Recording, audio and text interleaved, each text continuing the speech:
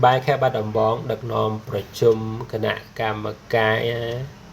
เอกภาพរដ្ឋាភិបាលស្រុកតាមព្រំដែនគឺត្រឹមរសៀលនេះ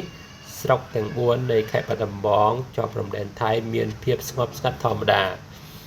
លោកសុកលោកអភិបាលខេត្តបាត់ដំបងនៅថ្ងៃទី9ខែធ្នូឆ្នាំ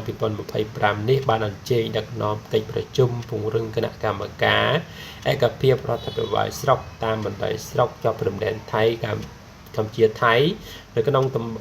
ងភូមិសាស្ត្រខេត្តបាត់ដំបង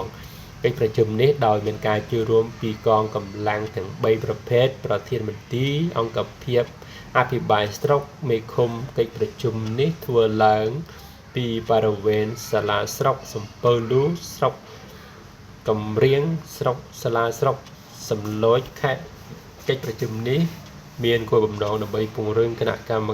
ការបញ្ជាការឯកភាពរដ្ឋាភិបាលស្រុកដើម្បីក្រងសន្តិភាពរក្សាសុខសុវត្ថិភាពជូនបងប្អូនប្រជាពលរដ្ឋកិច្ចប្រជុំនេះលោកសុកលោបានណែនាំដល់រដ្ឋាភិបាលស្រុកជាប់ព្រំដែនពីការត្រៀមលក្ខណៈជំនះប្រជាពលរដ្ឋទៅកាន់ទីមានសុវត្ថិភាពដែលរដ្ឋាភិបាលខេត្តបានរៀបចំជាស្រេចក្នុងករណីមានបញ្ហាប្រឈមកើតឡើងលោកសុកលោណែនាំមន្ត្រីជំនាញអាជ្ញាធរពាក់ព័ន្ធនៅមូលដ្ឋានយកចិត្តទុកដាក់ត្រួតពិនិត្យព្យាយាមក្តាប់ព័ត៌មានពិតទប់ស្កាត់ការផ្សព្វផ្សាយមានព័ត៌មានคล้ายៗលើបណ្ដាញសង្គមក្នុងខេត្តបាត់ដំបងនាំឲ្យមានប្រជាពលរដ្ឋភ័យច្រឡំនិងមានការភ័យខ្លាចដើម្បីបញ្ចេញភាពចលា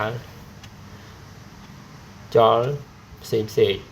លោកបញ្ជាក់ថាគិតត្រឹមរសៀលថ្ងៃទី9ខែធ្នូឆ្នាំ2025ស្រុកទាំង4ខេត្តបាត់ដំបងជាប់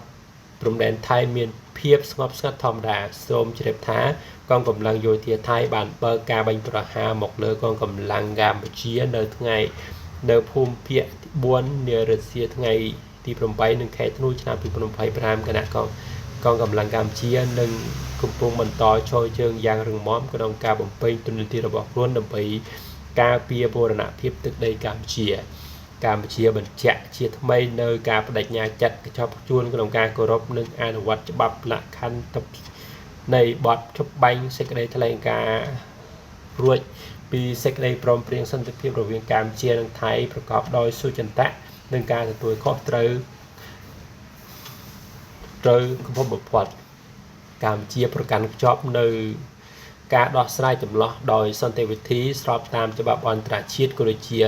សន្ធិសញ្ញាអនុសញ្ញានិងកិច្ចព្រមព្រៀងដែលមានស្រាប់ហើយប្រឆាំងនឹងការគម្រាមឬប្រើប្រាស់កម្លាំងសម្ដៅទៅរកដំណោះស្រាយមួយដែលយុត្តិធម៌ត្រឹមត្រូវយូរអង្វែងនិងស្របតាមច្បាប់អន្តរជាតិ